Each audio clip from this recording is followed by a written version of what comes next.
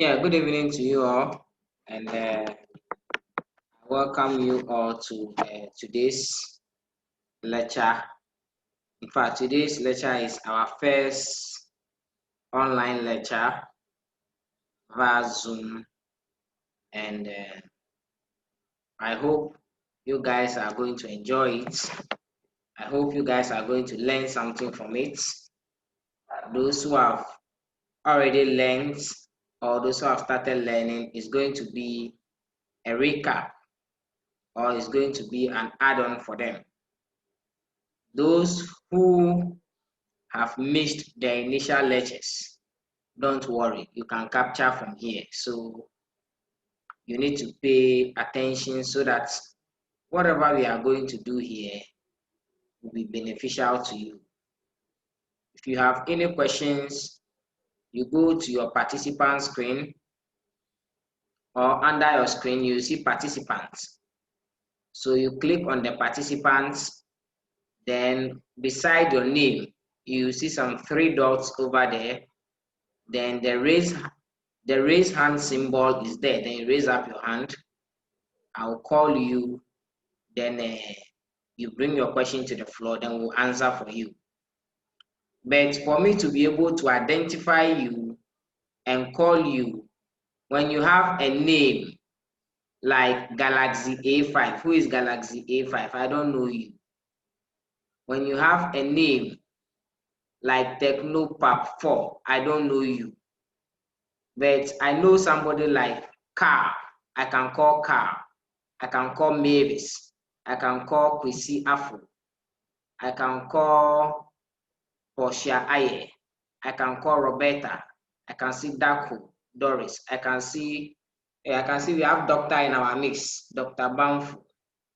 But when you have a name like 215 GYK, how will I know you? So you can still go to the participant side of your screen where the 3 dots are beside your name. You just click on it, then you see rename. Then you just rename yourself so that you are easily identified. In case we want to direct a question to you, then you do that. As you all know, my name is Emmanuel. My full name is Emmanuel Potufi. So most of you prefer calling me Saima, and I don't have any problem with that, you calling me. And I assist your accounting lecturer, Mr. Gokel Oburu Adibu. That does not mean that you take undue advantage of that relationship I have with you, but we'll all do what is expected of us over here, okay? I'll be taking you through the courses you'll be running this semester, preferably financial accounting for ACT 311. We'll be doing business finance. We'll be doing taxation. We'll be doing management accounting. These are the basic areas I'm going to cover. But if you have any problem in other subjects, I'm still available for you and you can easily contact me. I would have taken you through computerized accounting, but one of the TAs who happened to be my colleague will be taking you through computerized accounting because he assists the computerized accounting lecturer, and so therefore it will be okay if I allow him to also do that. So I'll be taking you through these ones, and later on he will also come up and take you through the computerized accounting. He is in the process of setting up a page. He is called Stephen Ikansa, and I'm sure most of you might have known him. So don't worry about ICT. You are sorted out, okay? So without much ado, we can quickly move to business. And the agenda for the day today is to look at what you are going to be looking at in financial accounting 4 at your final level. As we go along, I'll be going off a bit. The reason why I'll be going off a bit is that you are going to meet the job market, or you are now going out from school.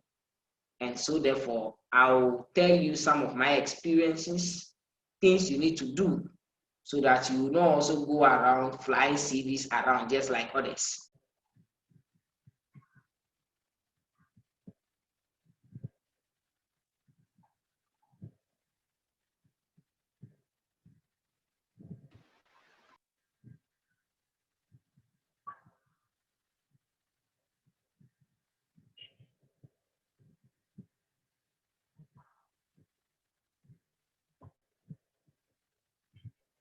I'll be taking you through certain things which are more or less of what we'll be doing, just to give you an advice of what you are going to be facing after school.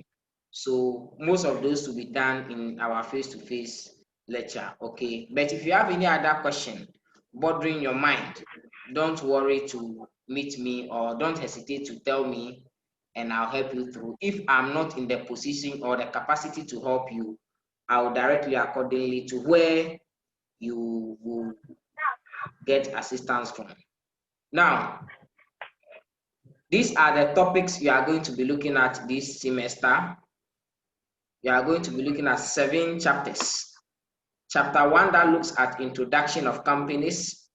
Chapter 2 that looks at issuance of shares. Chapter 3 that looks at debentures.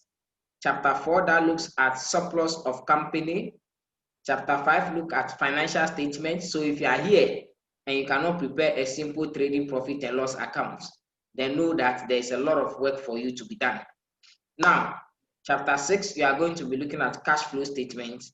And then chapter 7, we are going to be looking at financial statements analysis.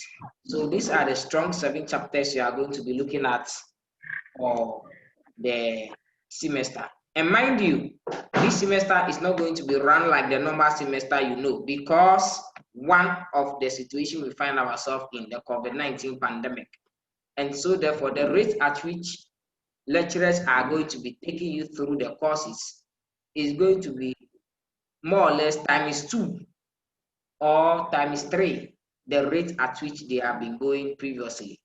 So if a lecturer will use 2 days to teach chapter 1, a lecturer will now use 1 day or approximately some few hours to teach chapter 1, or he can use 1 day to teach chapter 1 and chapter 2. So the duty lies on you as a student to do more work and do more extra work. And so therefore, any opportunity you get to learn, any opportunity you get to do any revision, let it count for you. Now, in level 100, you have looked at accounting for sole traders, or you have looked at preparation of financial statements for sole traders, where you look at where one person is having his or her own company, sole proprietorship. How do we prepare the account? That is where, when you get to finance by, there is a capital, and then that is it. You add net profits, then you less drawings, then you get your capital employed. That is for a sole trader. When you get to level 200, you were taken through accounting for partnership and joint ventures. So when you get to the finance by, you did not say that finance by capital, but you said finance by capital, then you said Ibrahim have 20. Then you say Nuama Ebenezer have 30. Then you say Cosmos also have 40. So you can see that at level 200, when you say capital, you don't just put the figure down, but you put down the appropriate proportion of each of the partners over there. Now, level 300, you are coming to look at accounting for companies. So how do companies prepare their accounts? And if you call yourself a graduate, if you are going to be calling yourself somebody who have HND, and when they ask you how much salary do you want them to pay you, and you started mentioning the 1,500 and the 2,500, and you cannot prepare simple financial statement, then the 1,500 and the 2,500 you are mentioning does not worth it.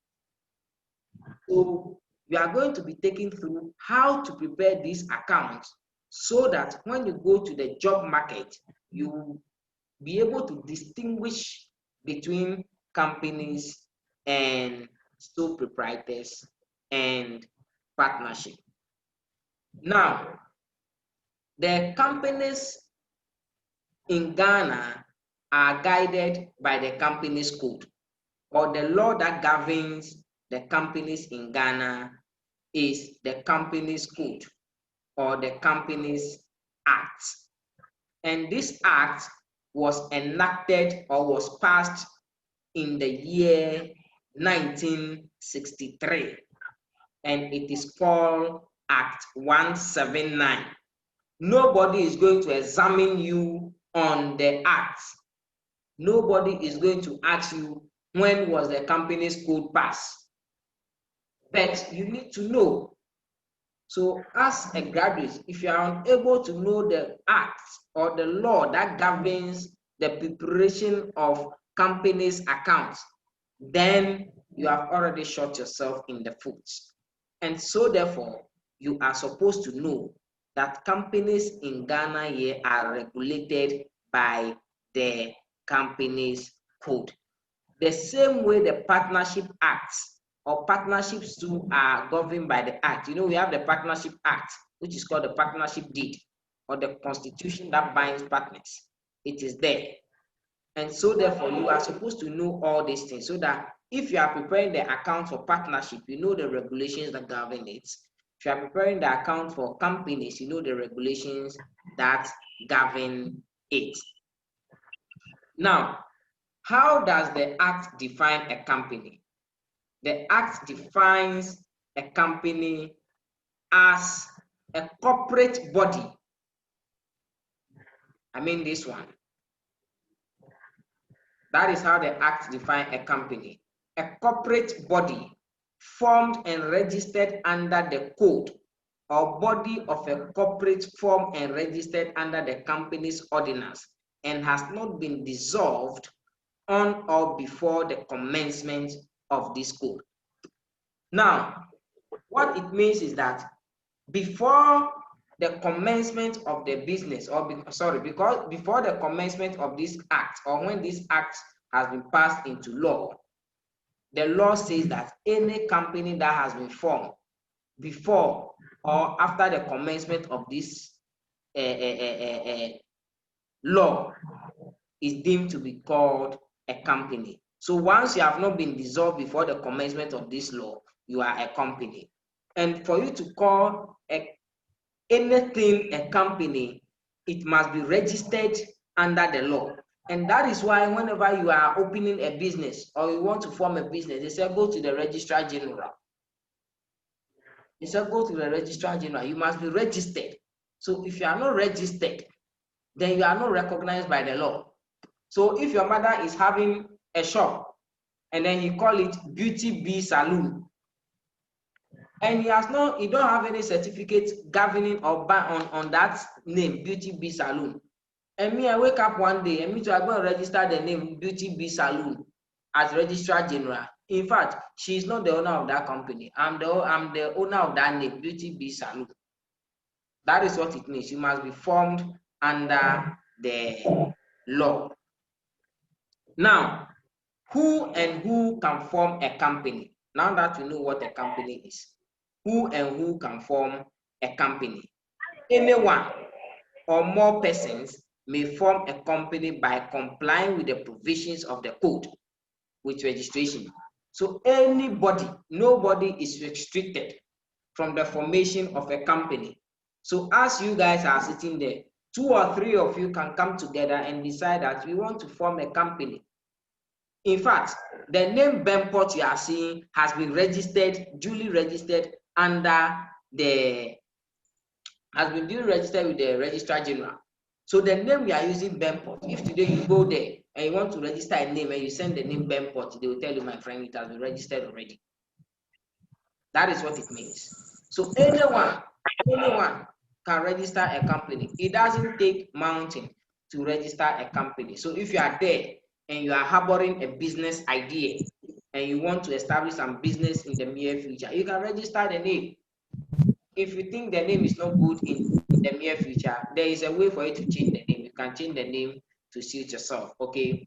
Now, before the formation of a company, the persons who are going to form the company must comply with the provisions of the company's code. And the company's code have lined up the compliance rules in the company's code. And so therefore, when you want to see it, you can go online and download the company's code at 179, and then you see all those rules. And that is why I say that you don't need, nobody is going to test you on those technicalities, but you need to know. Now, how do you then call something a company? What will you see before you can call this thing a company? Why is it that you cannot call Yamansan's Mother's Beauty Salon a company, but you can call MTN a company? Why is it that the man who is selling the provisions over there, you cannot call his shop a company, but you can call Kasapreku a company? Now, number one, before you can call any business a company, this business must be registered under the company's code, Act 179. That is the first characteristics you must see to see that this is a company.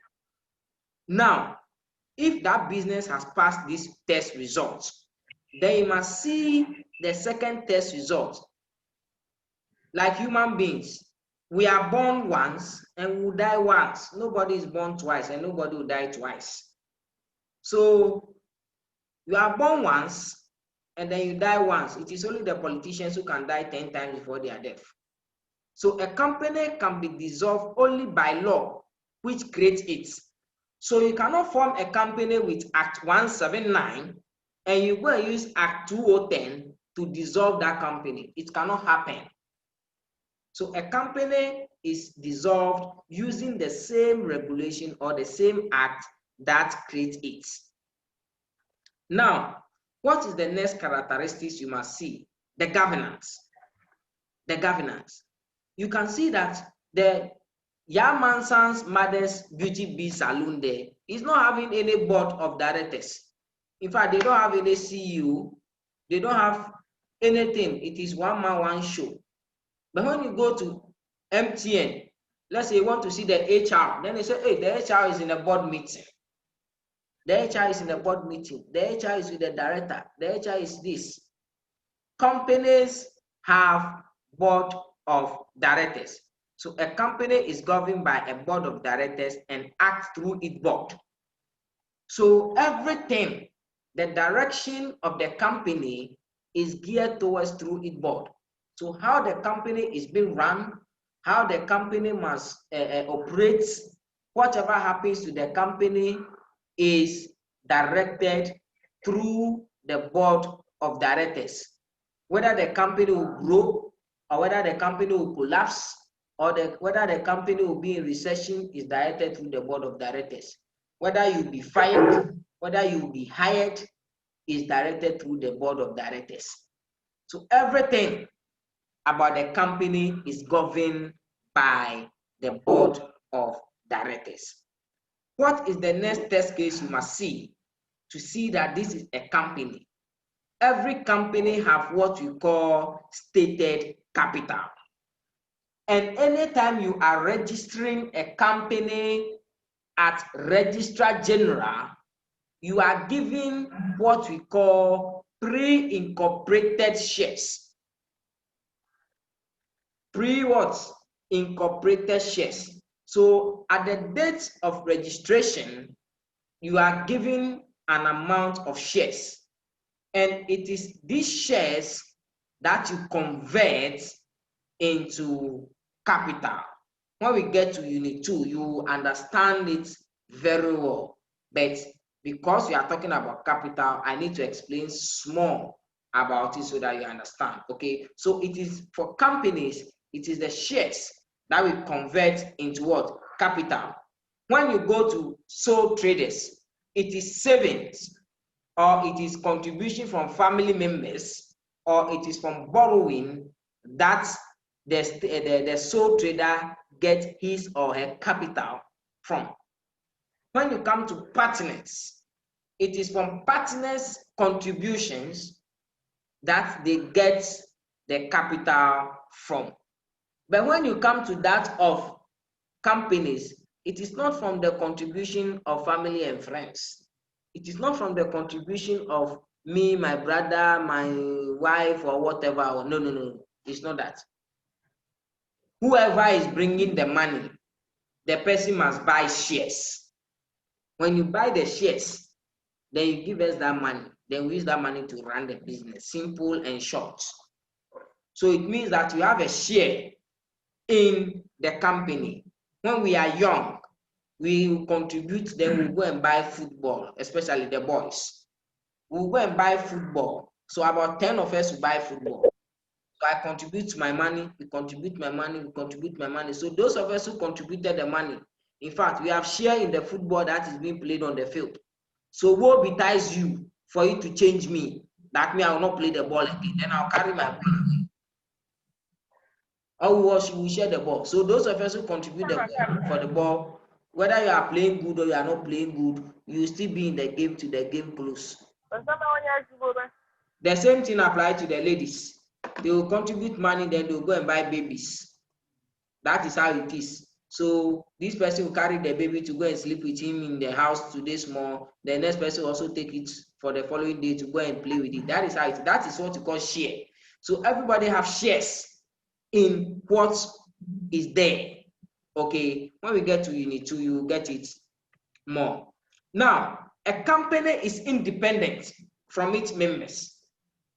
A company is independent from its members. So the people who actually establish the company don't meddle their private affairs with the company. So you cannot come, the person who have the idea to form MTN, the owner of MTN, let me say the person who spearheaded the formation of MTN, cannot walk to MTN and say, hey, it's my company.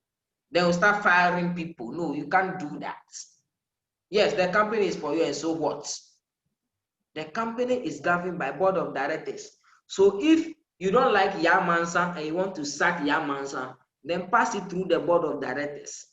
You don't have right to say that you are the owner of the company, and so therefore, whatever you like, you can do. You can't say you are the owner of the company. So when you walk to the accountants will sign check for you and go and withdraw. We don't do it like that. It is in sole proprietorship that those things happen.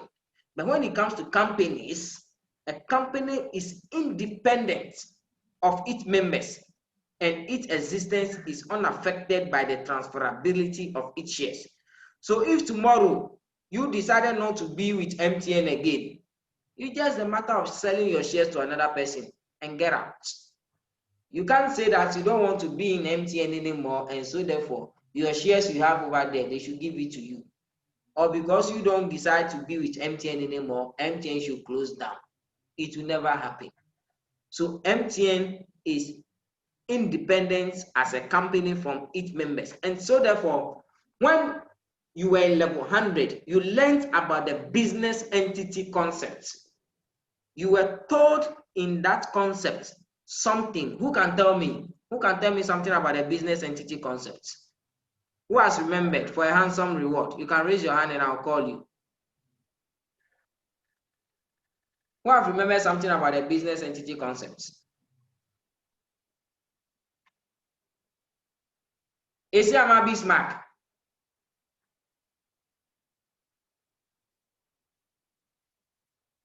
Bismarck, can you hear me? Yes. Meshach Apia. Unmute yourself, then you talk. The concept with regards to business entity says that the business itself is separate from the activities or whatever members have in it. Therefore, it records transactions of only business purposes and not that of the members. Yeah. Okay. Let's hear from Meshach. Meshach, you can unmute yourself, then you talk. Yeah, with the business entity concept, it says it records transactions pertaining to the business. Therefore, non-business transactions are not to be recorded. Yeah. Therefore, non-business transactions are not recorded. Who else? Ebenezer, Carl, Mavis, Martina. Kwesiafu.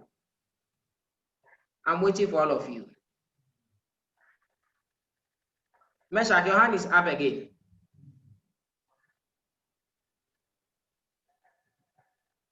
Yes, who else? Who else know anything about the business entity concept? Yes, you all tried. The two people who have said it, you all tried. You did very, very well. The business entity concept emphatically states that the business is separated from its owners.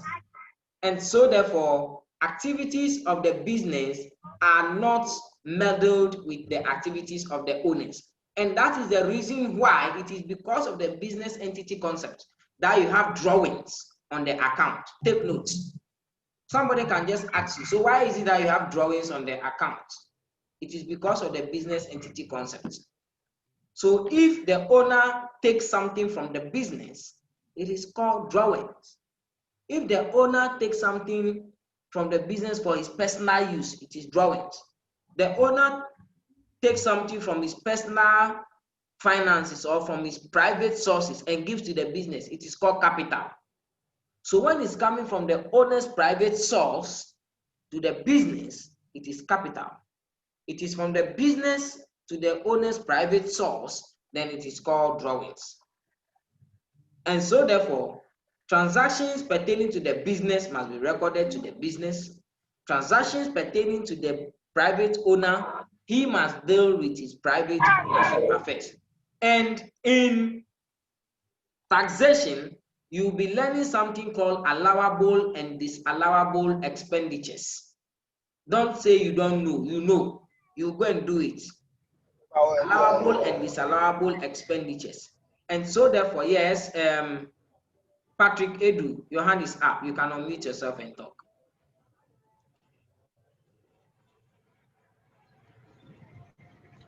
Patrick, let's hear you.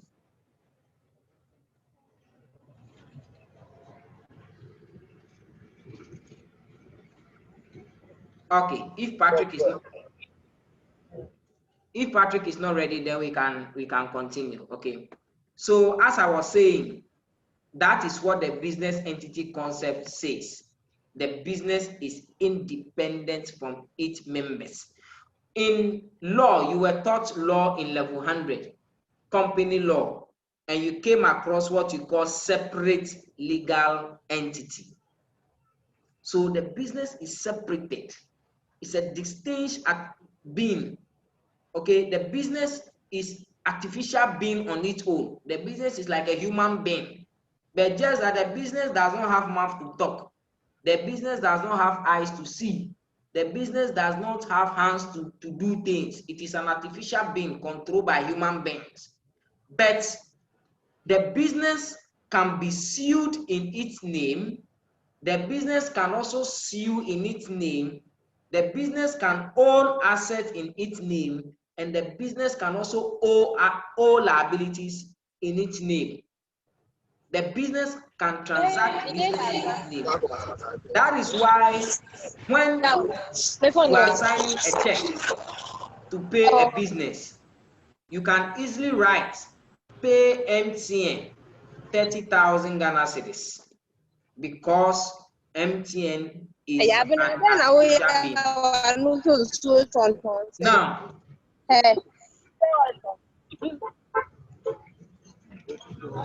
that is basically what the separate legal entity says. So the company is separated and distinct legal entity, an artificial person that has a separate legal existence from its members. And the members here are the shareholders. As a result, a company can sue and be sued in its own name and can acquire and dispose of property in its name. That is why you can go and buy a car, a business can go and buy a car, and then they register it in the name of the company, not in the name of the employees. Perpetual succession. Every business is supposed to be in existence for the unforeseeable future. That is what it means, perpetual succession. The company continues to exist until it is dissolved, irrespective of the members. That is why tomorrow you hear that they have changed the board members of MTN and MTN still stand. That is why you will see that they say, oh, this person is the majority shareholder of MTN. Tomorrow is not him, and MTN still stands. You understand? The fact that you have sold your shares off or you have disposed of your shares doesn't mean that the business is to continue again. The business is supposed to be in existence until the unforeseeable future. The last characteristics here is the board of directors. And these are the people appointed by the shareholders to govern the affairs of the company. This is crucial because the company as an artificial person cannot carry on its own activities. So for you to call an entity or for you to call any business venture a company, these are some of the things you should be able to establish to know that this is what a company. So these are some of the characteristics of a company.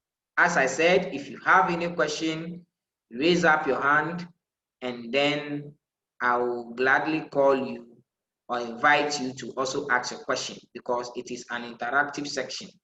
So your questions are very, very important over here.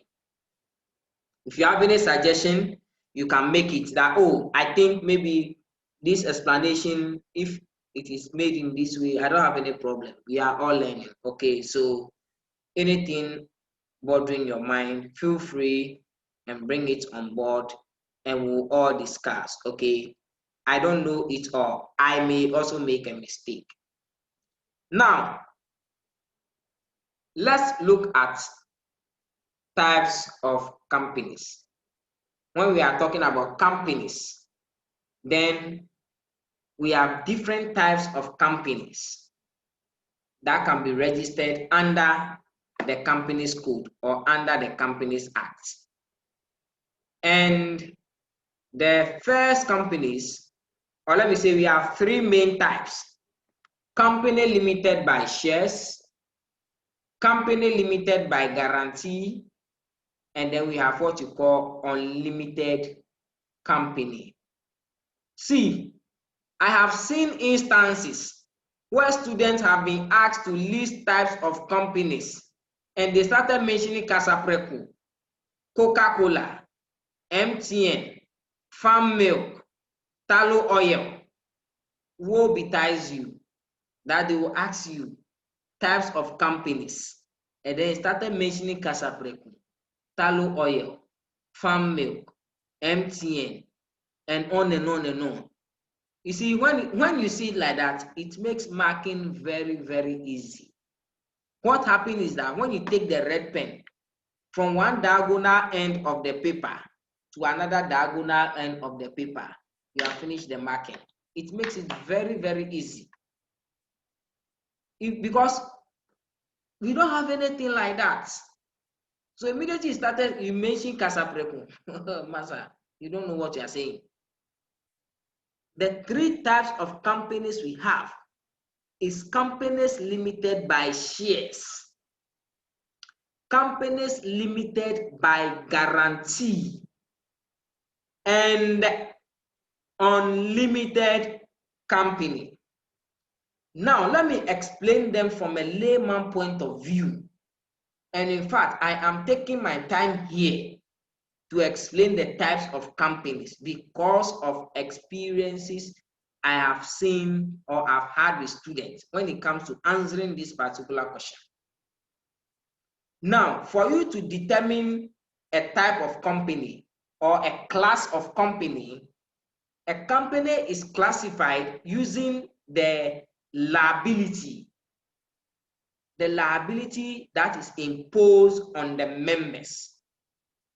When we talk about the liability that is imposed on the members, it means that in the time that the company is being dissolved, as a member of the company. And when we are talking about members of company here, we are talking about the shareholders, the owners of the company. So don't mistake them with the workers over there. We are talking about the shareholders of the company. They are the members of a company. So in times of dissolution, as a member, to what extent is the dissolution going to affect you is the liability. So for example, if we are dissolving Casapreco company now, and let's say all of us in this Zoom meeting are the members of Casapreco Company Limited, and Casapreco is going to be dissolved today, and all of us here, we are going to lose our personal monies in our bank accounts, and nothing more, nothing less. Then we all know the extent to which we are losing our money up to.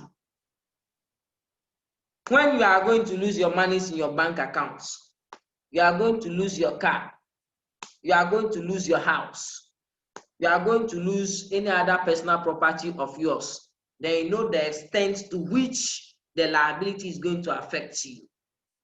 In fact, when you are going to lose everything like Job in the Bible, pardon me if you are not a Christian, if you are going to lose everything like Job in the Bible, in fact, let me say you are going to lose everything, including your boxer shorts, so that you know the extent to which I'm linking the liability to.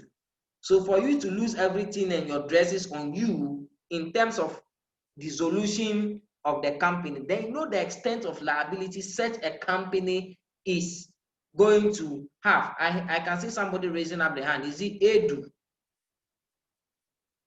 I think he's Patrick Edu. Your hand is up. I think your hand was up at first. Yes, sir. Sir, yes, it's true. I'm really sorry, but my network was disturbing me. If you can go over again for me, I'm Which really side? sorry. Which side?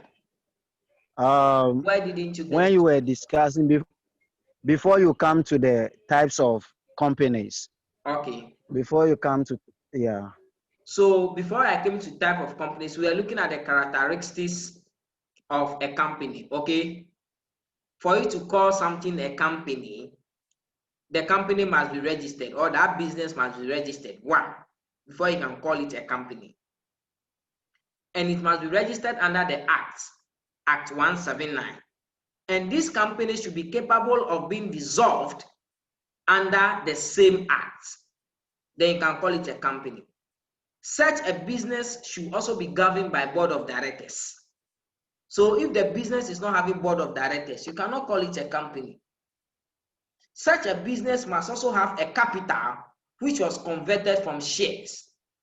And I was saying that when you are going to register a company at Registrar General's Department, on the day of incorporation, they give you what you call shares, pre-incorporation shares.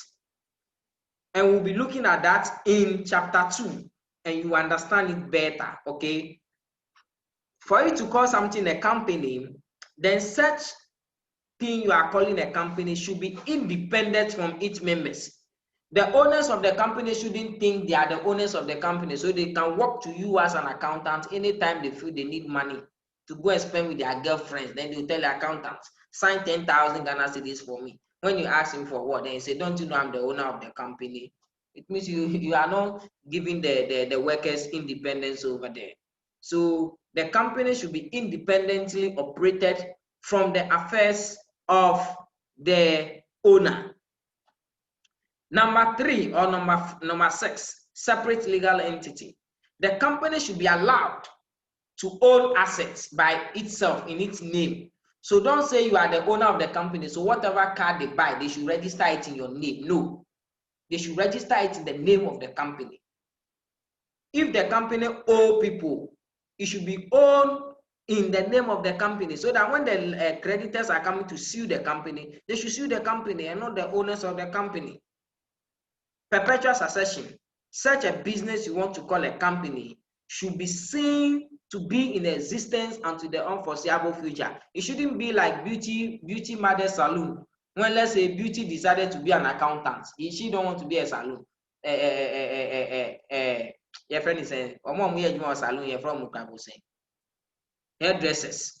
Beauty doesn't want to be a hairdresser, so she decided to be an accountant. So if Beauty mother unfortunately pass away, that salon will be closed down. There is no perpetual succession. Then for you to call a business a company, it must be governed through board of directors. It must have board of directors. Okay, so these are some of the things you needed to know. But don't worry, all the meeting we are having here, I'm recording it on live, and I'll be uploading it on YouTube, and I'll send you the link to the video or the class we are having tonight, and then you have a playback. Yes, Noama Ebenezer, unmute yourself so that I speak. I want to ask whether Men's Good was a company or not. Men's Good, was it a company or not? Yes, Men's Good was a company. Men's Good has been duly registered.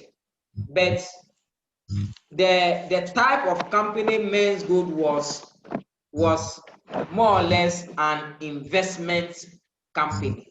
Are you getting it? It's more or less an investment company. But the reason why they came into the limelight is that they have been regulated to do something else, and they have also diverted to do something else. You know, the Securities and Exchange Commission is the mother body that regulates every activity that goes on the stock exchange market. And so therefore, Men's Gold has been registered as a company to trade on the stock exchange market, or to buy stocks or activities that are traded on the stock exchange market. If Men's Gold started collecting money from the citizenry, and we learn about the roles of commercial bank. Commercial banks are supposed to collect deposits from customers and also issue money to customers when they need it. I get it. And the Bank of Ghana is the regulator of monetary policies in Ghana here. So money go, money come is about Bank of Ghana. And so therefore, if Men's Gold is now collecting money from people and started giving them gold or started giving them interest, then it is more or less Men's Gold operating like a bank. And that is why you can see that at a point in time they changed the name to Men's Bank. Okay, there is a lot about this Men's Gold issue, and what our politicians don't do as good is that they use the issue to play politics. So how to educate us to understand what really the problem is with Men's Gold. They didn't do it, and that is what made the Men's Gold it down for. They could have regulate the guy to operate freely so that at least everybody will be okay. But it is past and gone. When we meet face to face, you can raise the issue. Then I will tell you more about it, because this meeting we are time constrained. Okay. Now, as we are talking about types of companies, so I was citing an example about the liabilities that are attached to these types of companies. Okay, so for you to classify them, you must look at the liability. Now, when we talk about a company is limited by share, in fact, every company is a limited company. So when they ask you, why is that? When they write company, then they add LTD. The reason why they add the LTD limited to it is because of the liability. So the company is limited by this type of liability.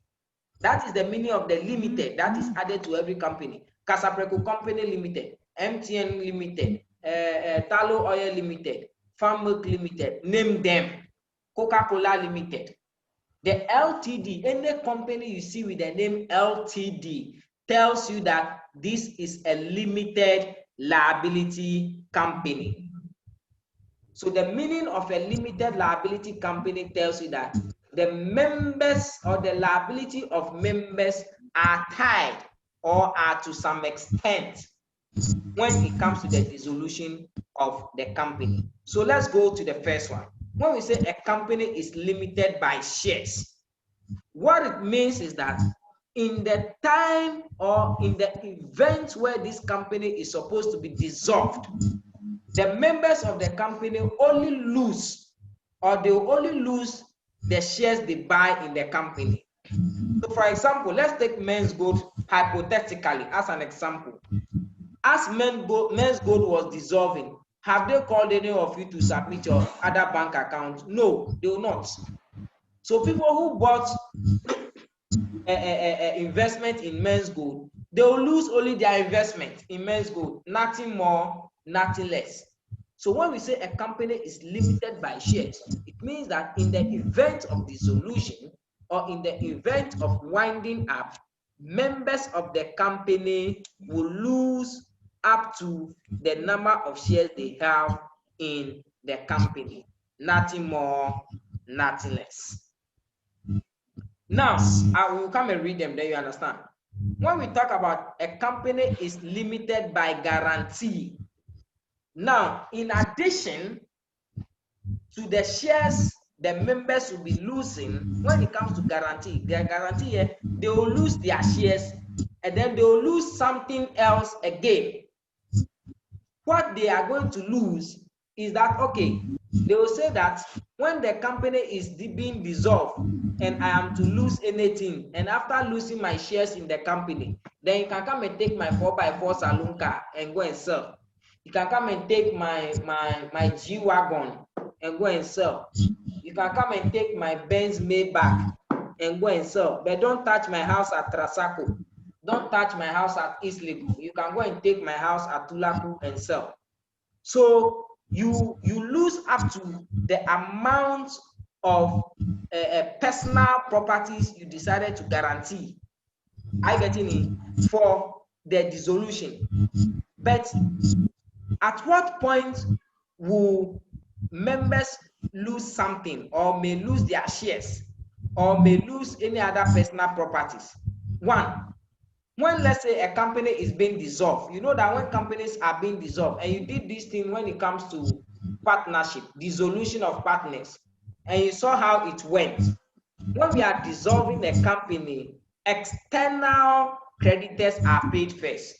So external liabilities are settled first. So we use the company's net current assets to we use the company's total assets to settle off external liabilities. If we are finished settling external liabilities and some of the assets is left, then we can use what is left to start settling internal liabilities. So now, let's say at the date we are dissolving the company, or let's say as at March 31st, 2019, our company, accountancy 3, our company owe people to the tune of 100,000 Ghana cedis. But when we look at our cars that we have, the buildings that we have, and everything that we have, when we total everything and then we sell, we can make only 40,000 Ghana cedis. That is the amount of money we have. But the amount of money we owe is 100,000 Ghana cedis. And so therefore, if we use the 40,000 to settle external bills, so let's say we have external bills of 30,000, then they'll use the 30,000 to settle external bills. 10,000 that is left will be used to start settling internal bills. So internal bills, when we come there, internally we know what to do to settle the rest of the bills. But if we have to settle external bills of, let's say, 100,000, let's say all the 100,000 is external bill, but we only have 40,000 cash, then it means that after we use the cash to settle the 40,000 external bill, we are left with 60,000, then they'll come. If it's a company limited by shares, then all of us, our shares will be sold to offset the external bill. If total shares amounted to, let's say, 20,000, then they'll use the 20,000 to pay part of the 60,000, and then the 40,000 will be left there to the hope of the external creditors, because these are limited by share. They cannot hold any of the members liable. The extent they can go is to start suing people who have embezzled fraud. So they will use them to pass through legal means. And that is where the lifting of the veil comes in. So that one, they are going to attack individual members, individuals. So if it is directors, if it is CEOs, if it is managers who have embezzled the money, they have to start chasing them for the money, like the way they are doing to Opuni and Co.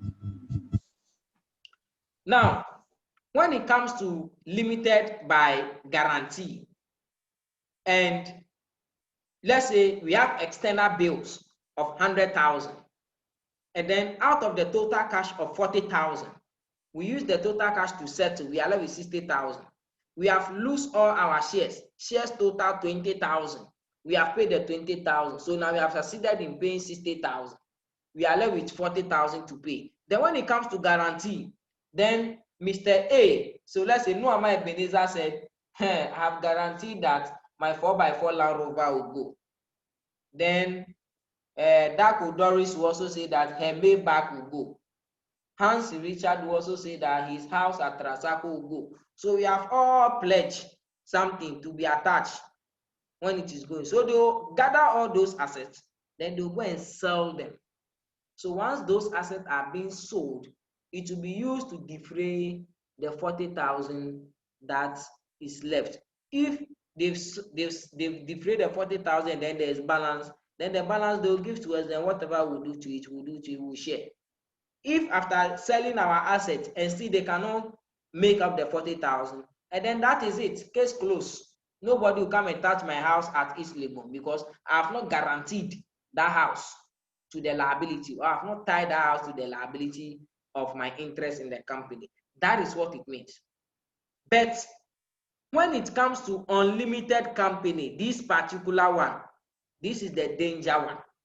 The one that you can lose everything and even lose your boxer shorts in addition. I always like this explanation so that you see the magnitude of an unlimited company. That one, when you lose your shares and you are driving your 4x4 Maybach, they can stop you in traffic, then they say, Massa, get down. Then they take the car. You are walking, then you enter your house and say, hey, this man, this is his house. Then they come to that one too. They take the house from you. They take everything from you. In fact, they start from moving properties. So if you have cars, if you have trucks, they start taking those ones. After those ones, they come to what you call landed properties. In fact, they start from your bank account first. Other bank account that you have, they'll start freezing them to take the monies from it. If the monies will not read, then they come to your moving properties. They come to your cars. After they sell all your cars finish, and still they cannot make up the money, then they come to your house. That is what you call the landed property. So when they take the landed property finish, and still the money cannot reach, and they see your miserability, and still you are proving stubborn and arrogance, then they started selling your coats and things. They will sell everything till you become wretched. That is unlimited company for you. So let's look at the definitions or the explanations you have in your handout. Now, company limited by shares, a company having the liability of its members limited to any amount unpaid on the shares respectively held by them. This is to say that the liability of the members is limited to the amount they have agreed to contribute. That is the amount of shares they have. The total amount which he or she, the member, can be called upon to pay in the event of liquidation or otherwise cannot exceed the balance outstanding on the par value of shares. When we come to shares, you understand the meaning of what you call par value very well. This particular word over here, okay? So that is when a company is limited by share. That is the explanation for you. When we talk about a company limited by guarantee, what is the model saying? A company having the liability of its members limited to such amount as the members may respectively undertake to contribute to the assets of the company in the event of the company being wound up. You see, the key word is about dissolution and winding up. So when you are explaining it and these terminologies or these keywords are not there, then it means that your explanation will be lacking the necessary marks you are supposed to be giving. So you have to be very, very careful and take note about it, okay? Now, the code further provides that a company limited by guarantee, 1, shall not be registered with shares and shall not create or issue shares. Sorry, so what it means is that A company limited by guarantee, they don't issue shares. Are you getting it? They don't issue shares. You guarantee, okay, in the event of winding up, take my Maybach saloon car, take my this, take my Trasaco. Those are the things you use to form the company. A company limited by guarantee may not lawfully be incorporated with the objects of carrying on business for the purpose of making what? Profit. That is what Section 10 of the Act is saying. If any company limited by guarantee shall carry on business for the purpose, here should be there, for the purpose of making profit, all officers and members thereof, who shall be cognizant of the fact that it is so carrying on business, shall be jointly and severally liable for the payment of discharge of all the debts and liabilities of the company incurred in carrying on such business, and the company and every such officer and member shall be liable to a fine not exceeding £5 for every. These things don't really matter for you over there. Okay, a company limited by shares may be converted into a company limited by guarantee upon the fulfillment of certain what conditions under Section 11. So these are the basic rules or some of the caveats the law has placed on a company limited by guarantee.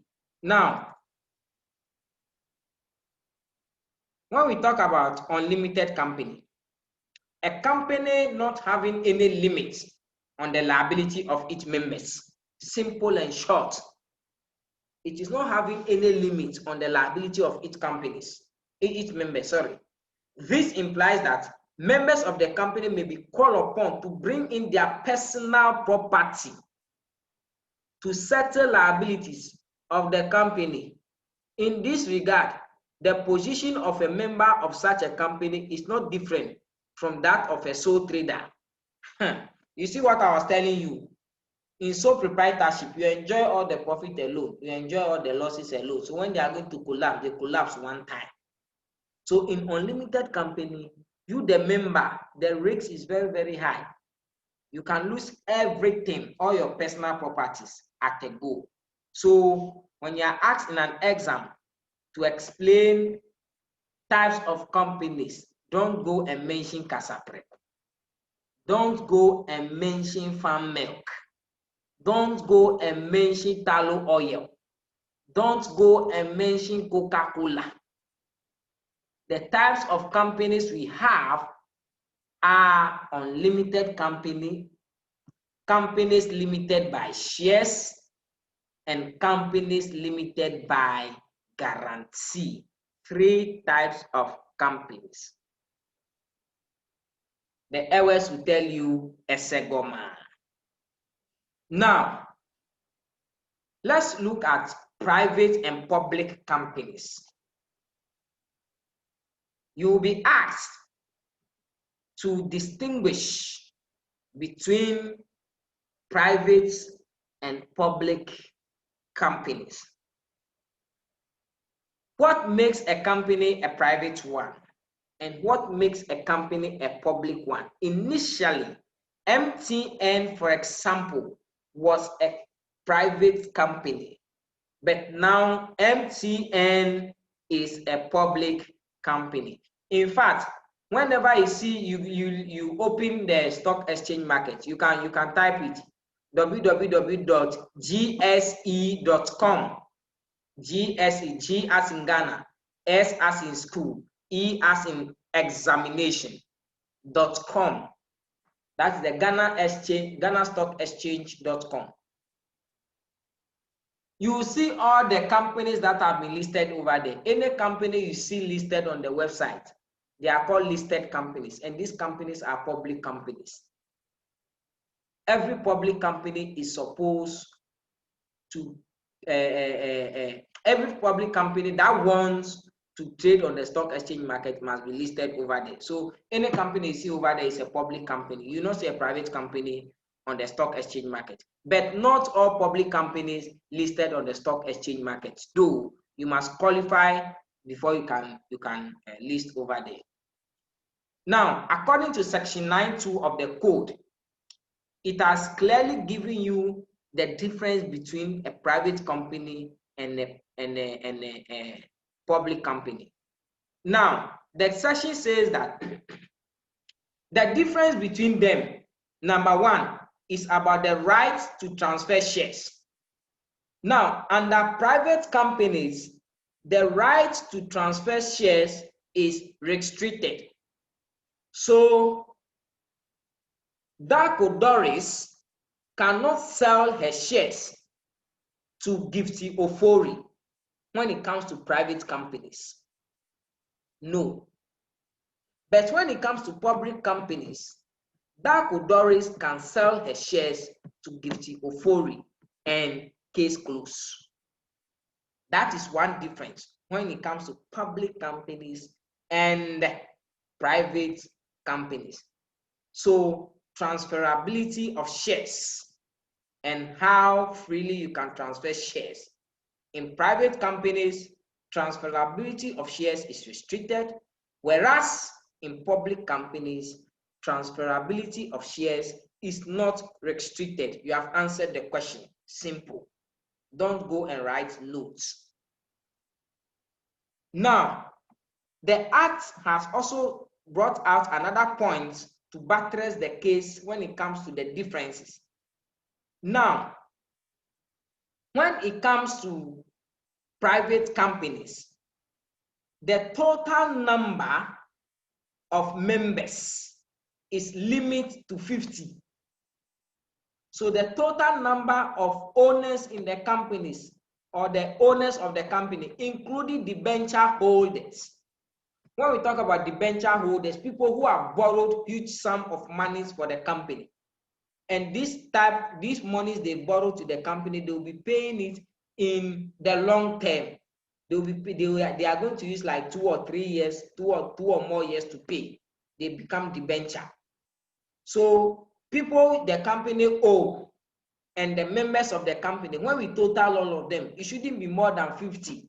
Immediately it is more than 50, it is a public company. So the total number of debenture holders and members is restricted to 50 in private companies, but that of public companies is unlimited.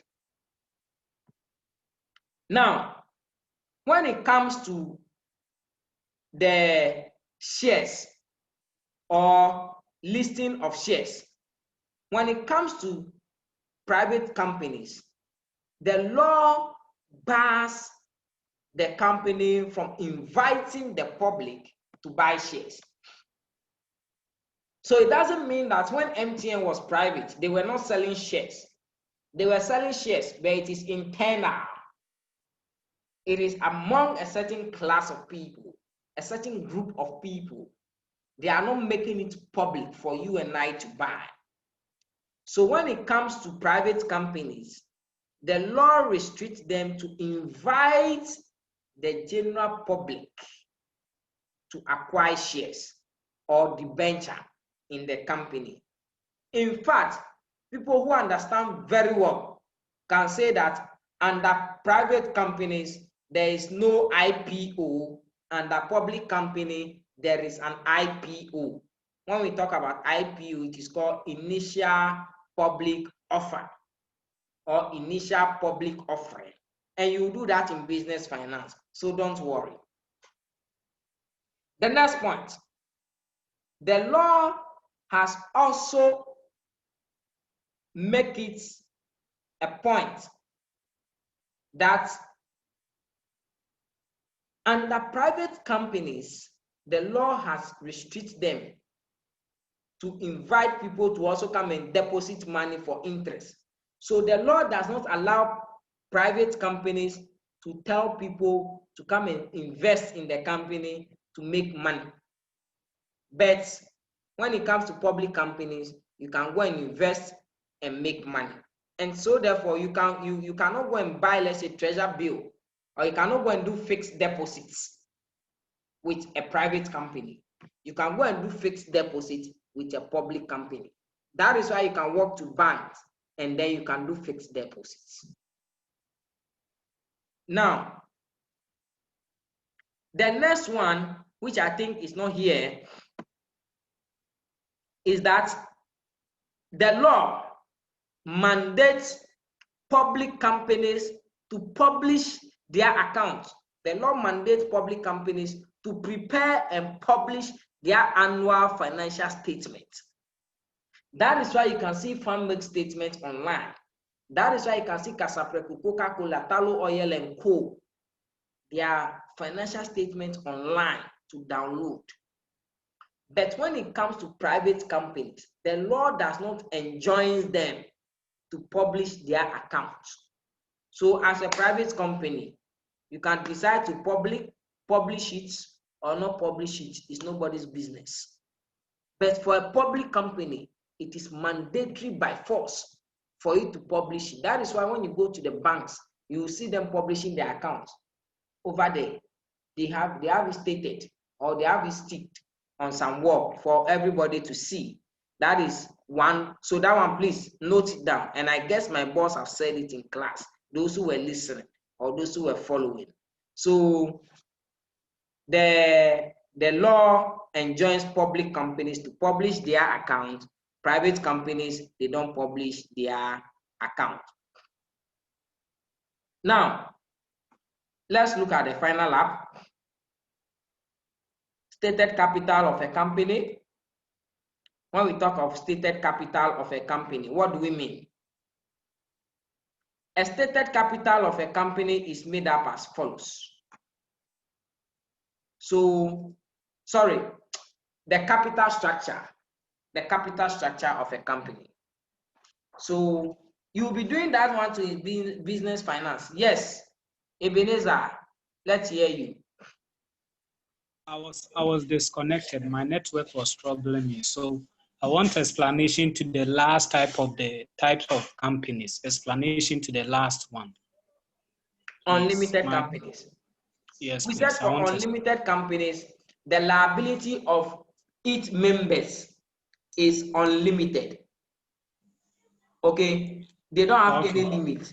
So the simple and short, funny explanation I give to that is that as an owner of that company, if you are an owner like Ebenezer, when the company is in debt and the company is collapsing and they are to pay all people the company owe, they can sell everything of yours, including your boxer shorts. You understand? Yes, yes. So it tells you to what extent your risks in that company is. Are you getting it? Yes. Good. So when we talk about capital structure, you see, when you hear the word structure, it means that different set of things put together to make it one. So a structure contains a series of things or series of items. So capital structure of a company, it tells you that when it comes to business or it comes to a company, and a company, Martina, let's hear you. Okay, so please, I wanted to ask, here, do people register under the unlimited company, the unlimited liability? Do people register their company under it? It's a big question to ask, but people can do that. But as you are sitting there, will you register your company as unlimited company? No. So you can see that nobody will be willing to do that. I get it, because if you want to register your company as unlimited company, then it's better you do it as a sole trader. You understand? So they are just telling you that these are the types of companies that can be registered under the company's code, but nobody will force you to do this or do that. The one you want to register, they will do it for you. I get it. So capital structure. So just as we've looked at sole trader, and we say for a sole trader, the stated capital of a sole trader is made up of his personal savings, contribution from friends and families, and borrowings. When you come to partnership, it is made up of contributions from the partners. When you come to that of companies, it is made up of what you call the stated capital. And the stated capital is made up of shares. And these shares are what you call the issued and paid up shares. In fact, when you get to chapter 2, it's going to be sweet. Issued and paid up shares is what makes up the stated capital.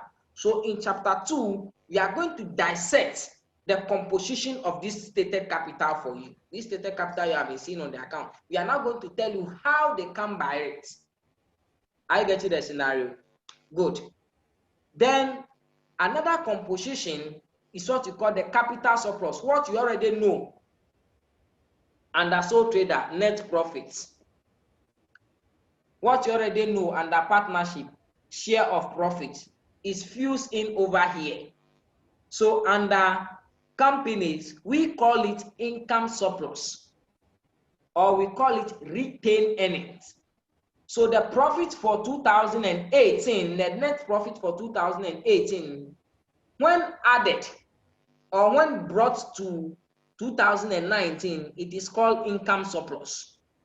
When you add 2019 net profits to 2018 net profit, it is called income surplus or retained earnings.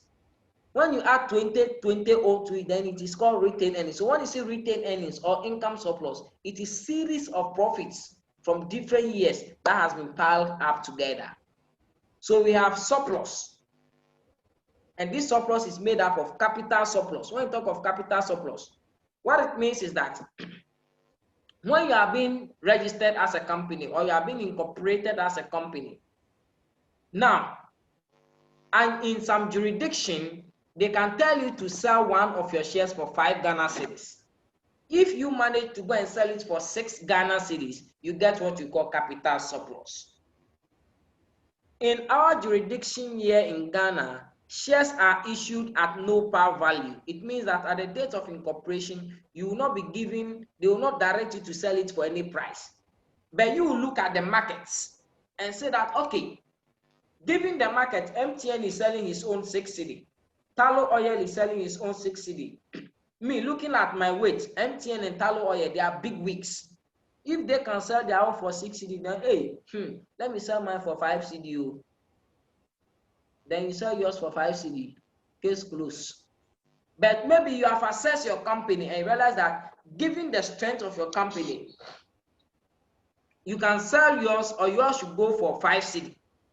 But going into the market, you succeeded in selling yours for 7 cedi. Then you are getting what you call capital surplus. That is basically what it means. Or you have forfeited some shares and there is more or less some profit on them, or you there is some transferability of shares somewhere, and when we get there, you understand the capital surplus bits. I've explained the income surplus. Then you have what you call share deals. Share deals, to when we get there, you understand. When we have forfeited shares, people didn't pay for shares, and you have taken it from them, and then you have resell it, you get share deals.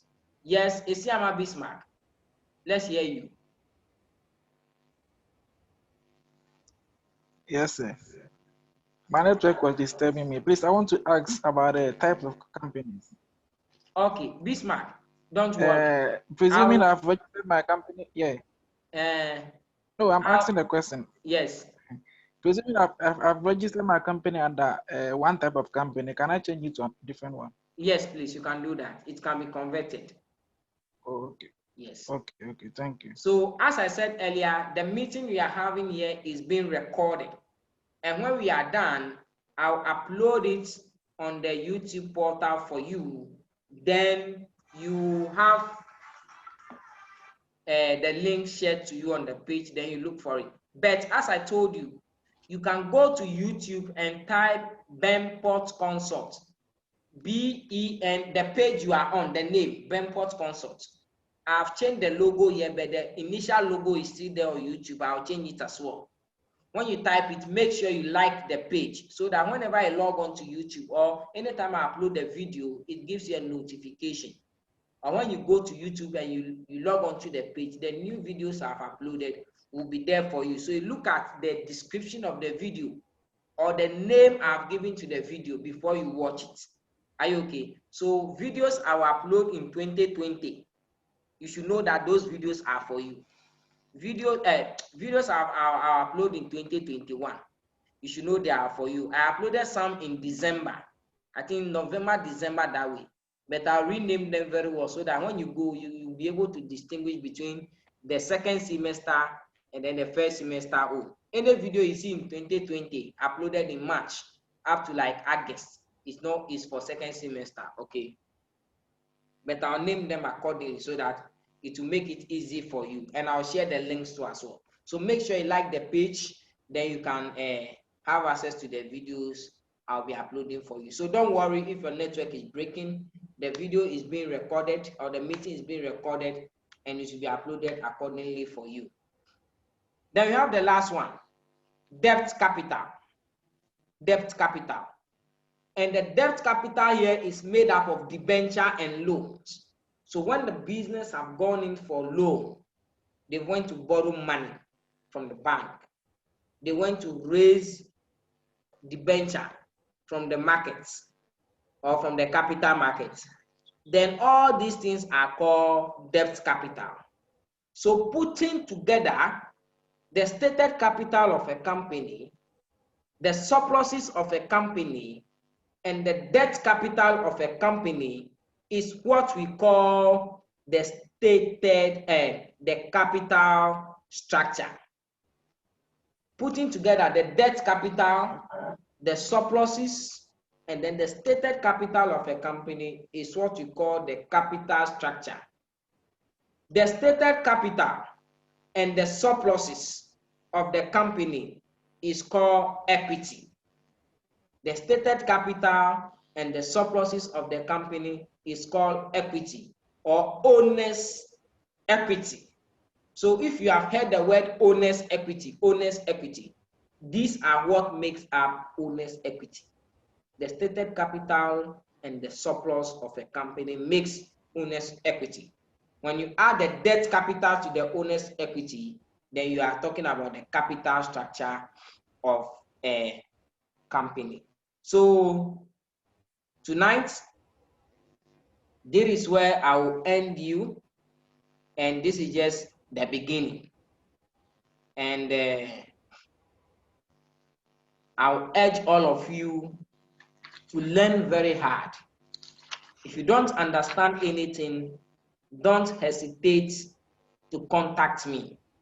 But let me tell you one principle I operate with. If you want to ask me a question, and then you go and snap yeah, I'm coming.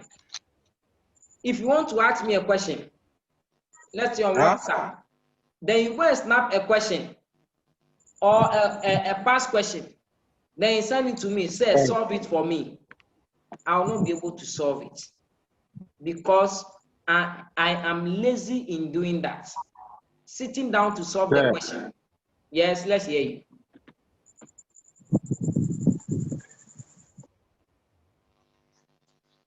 Yeah, who is calling? Let's hear you. Okay, let me continue. So as I was saying, if you snap the question and you send to me that I should solve for you, I will not be able to solve it because the nature of work I do, there is a lot of pressure to the extent that sitting down to solve it for you, another person will also send it, solve it for me. It's going to be too much for me. So I prefer doing those solving and things when we meet in class like this or anything. But how you will be able to convince me to help you better is, this is the question. You have solved it and it is not balancing, or you have solved it and you are not getting it, and you have showed me your solution and told me that, oh, sir, this is the question, kindly check my solution to see if it is correct. Then you are telling me to sit down to mark it, and then that one I'll do it for you. I'll look at it, then I'll tell you where you have made mistakes, and then you correct it, and then you send it back to me until it is approved. Then you know you are done. Because you have the duty to learn. So you have the duty to do the solving so that you'll be able to get it well. But when you leave the solving for me to do for you, then I am afraid who is sending me WhatsApp, I bet you and solution. But that doesn't mean that you will not be solving questions. As for the questions, they will solve them here plenty. You'll be tired. But to those who will be asking personal questions and private questions, this is to you. And it is an advice. You can take it or you can leave it. That's just by the way. So I thank you all for joining the meeting, and all suggestions on the page so far, I've scrutinized them and we'll put all into a workable situation. And as I told you, the meeting will be running on Zoom. We'll be having the Zoom meeting. We'll be having WhatsApp sections on WhatsApp on the same platform you are. I can still teach you on the WhatsApp platform. And we will be having the face-to-face meeting on campus. I know there are people here who have joined the Zoom meeting and will not be able to come to the face-to-face meeting. And people like that, the Zoom meeting is going to be best for them. So we are not going to stop the Zoom. It will still be running. I know there are people who are unable to join the Zoom because of their network problems. That is why we also have the WhatsApp platform. So it will be running on the WhatsApp. And on the WhatsApp, the duty is for you to read. If you don't read to understand, I cannot read for you. Face to face, it is for you to come and come early and come and listen. And then we go. We cannot start class at, let's say, we say 10 o'clock. Then you will come 12 o'clock. And then you come and sit at the back. Then you start squeezing your face that you don't understand. Do you want us to rewind the whole 2 hours you have wasted? It cannot be possible. So face to face, when we say we are meeting 10 o'clock, you come your 9:30, come and have your seats. When the class starts 10, you enjoy the class, and then we close early, and then we go. The difficulty I have with face to face is the timing, because there are people who are going to be okay with morning section. There are people who are going to be okay with afternoon section. And this time around, I'm not going to be running 2 concurrent times when it comes to face. So take notes. Initially, I ran morning section and then I ran the evening section. But now I'm going to merge all in one.